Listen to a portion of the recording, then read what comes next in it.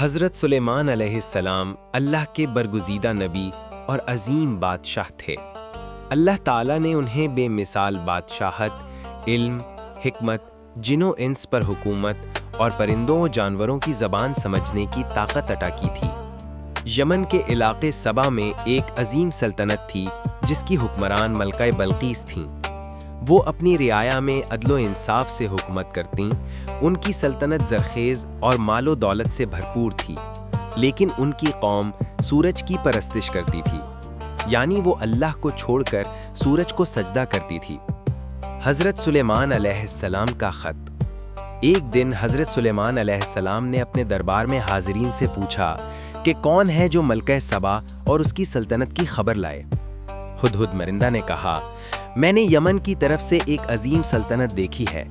وہاں ایک عورت حکمران ہے جسے ہر چیز دی گئی ہے، لیکن وہ اور اس کی قوم اللہ کو چھوڑ کر سورج کی عبادت کرتے ہیں۔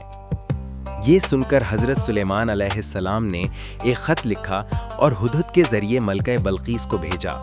خط میں یہ پیغام تھا، اللہ کے نام سے جو بڑا مہربان اور رحم کرنے والا ہے، تم میرے سامنے فرما برداری کے ساتھ حاضر ہو جاؤ اور نافرمانی نہ کرو۔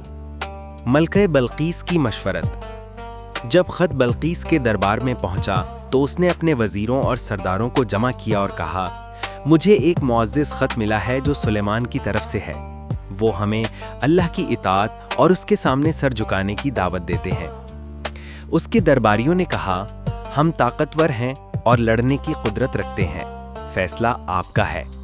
بلقیس نے کہا، بادشاہ جب کسی بستی میں داخل ہوتے ہیں تو اسے تباہ کر دیتے ہیں۔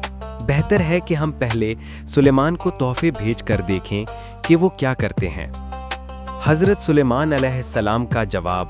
ملکہ بلقیس نے قیمتی تحائف حضرت سلیمان علیہ السلام کی خدمت میں بھیجے، لیکن سلیمان علیہ السلام نے فرمایا، کیا تم مجھے مال و دولت سے خوش کرنا چاہتے ہو؟ جو کچھ اللہ نے مجھے دیا ہے وہ اس سے بہتر ہے۔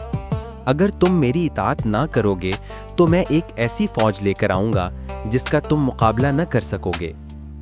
تخت کا معجزہ۔ حضرت سلیمان علیہ السلام نے اپنی مجلس میں کہا، کون ہے جو ملکہ بلقیس کا تخت میرے پاس لا دے اس سے پہلے کہ وہ فرما بردار ہو کر آئیں؟ ایک جن نے کہا، میں اسے آپ کے پاس لا سکتا ہوں لیکن کچھ وقت لگے گا۔ پھر ایک شخص جس کے پاس اللہ کی طرف سے علم کتاب تھا، یعنی مفسرین کے مطابق حضرت آصف بن برخیا نے کہا، میں اسے پلک جھپکنے سے پہلے لے آؤں گا۔ پلک جھپکتے ہی ملکہ بلقیس کا تخت سلیمان علیہ السلام کے دربار میں موجود تھا۔ بلقیس کی آمد اور ایمان۔ جب ملکہ بلقیس دربار میں آئیں تو حضرت سلیمان علیہ السلام نے ان سے کہا، کیا یہ تمہارا تخت ہے؟ بلقیس نے حیرت سے کہا، یہ تو بالکل وہی معلوم ہوتا ہے۔ پھر حضرت سلیمان علیہ السلام نے ایک شیشے کا فرش بنوایا جو پانی جیسا لگتا تھا۔ جب بلقیس اندر آئیں تو انہوں نے اپنی پوشاک اوپر اٹھا لی کہ کہیں پانی نہ ہو۔ اس پر سلیمان علیہ السلام نے فرمایا، یہ شیشہ ہے، پانی نہیں۔ اس وقت بلقیس کو یہ یقین ہو گیا کہ یہ سب اللہ کی قدرت سے ہے۔ وہ بول اٹھیں، پروردگار، میں نے اپنے آپ پر ظلم کیا، اب میں سلیمان کے ساتھ اللہ رب العالمین پر ایمان لاتی ہوں۔ نتیجہ، یوں ملکہ بلقیس ایک عظیم سلطنت کی ملکہ ہوتے ہوئے اسلام لے آئیں اور اللہ کے دین کو قبول کیا۔